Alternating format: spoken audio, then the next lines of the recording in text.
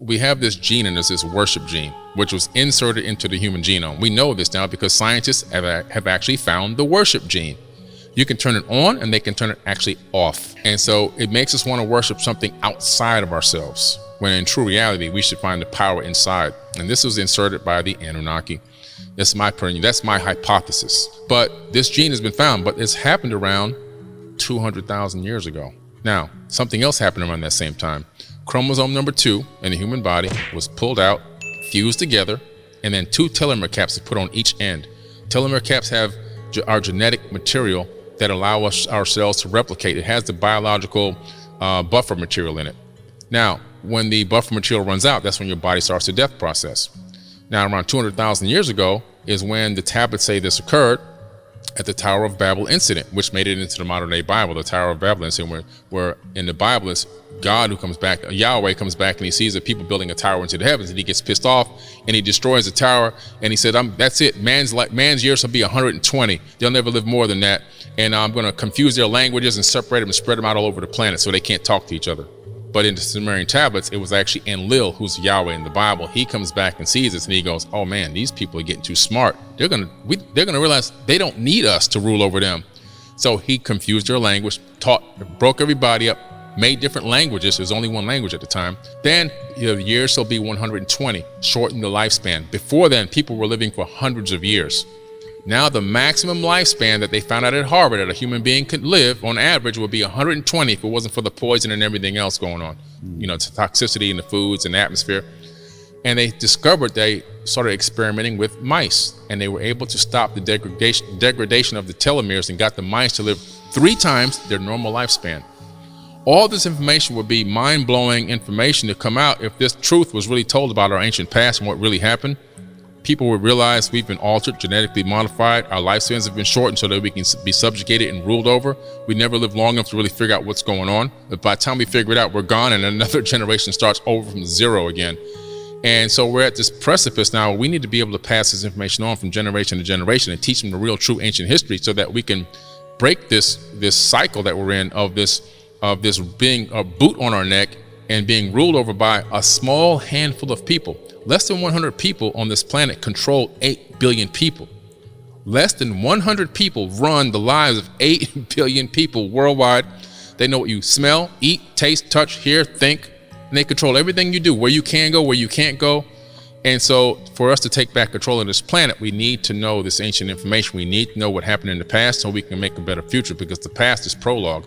We can't take control of this planet until that happens. And so to answer your question is this: once people understand this fundamentally, the true reality is we'll take back control of our planet. These beings, they don't land and walk around.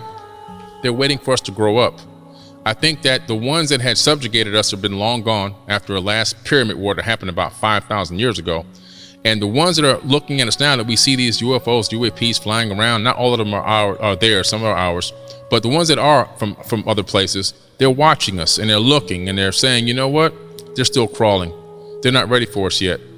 When they learn how to walk, when these 8 billion people take back control of their planet and stop allowing less than 100 people to put a boot on their neck and divide them, and all these divide and conquer tactics, they don't love one another, they don't respect one another, they don't respect even themselves. When they grow up past that level, they will show up. Because back in the ancient times, they would show up. People were so, the IQ wasn't there yet. We were just hunter-gatherers living around, and we didn't have a weapon to fire back at them. Now, somebody shows up, everybody wants to try to take it out of the sky. We want to get this technology, we want to co-opt it, we want to reverse engineer it, we want to weaponize it. They look at our planet and they go, okay, they know how to split the atom. Interesting. Oh, they've got weapons. Let me check out the codes on these weapons. We know this because UFOs have showed up at military bases and deactivated nukes in broad daylight, as testified before Congress by actual military officers and nuclear physicists. But they say, okay, well, they've got all these nukes aimed at their own planet while they're still on the planet with no escape hatch. So they're saying, we're going to just keep looking. We have to just monitor and look at the situation and just keep seeing how long will it be before they wake up.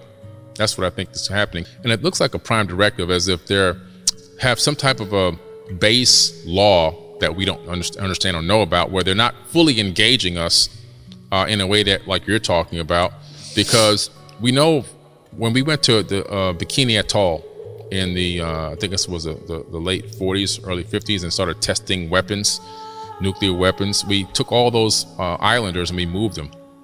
And these people had never seen airplanes or other people before. Forget seeing airplanes. They'd never seen anybody but themselves, right?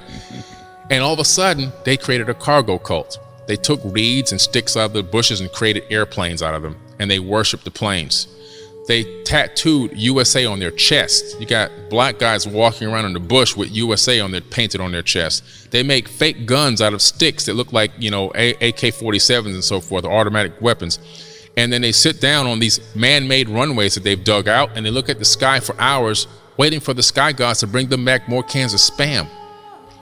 And I think the same thing would happen if a lot of these beings would just engage underdeveloped cultures that, we're not ready for certain levels of understanding and technology yet in certain ways. You still got people running around, trying to steal stuff at the checkout at Walmart. I mean, it's just a certain level of IQ and maybe understanding and unconditional love that we need to have for ourselves and the planet, maybe before they just fully engage.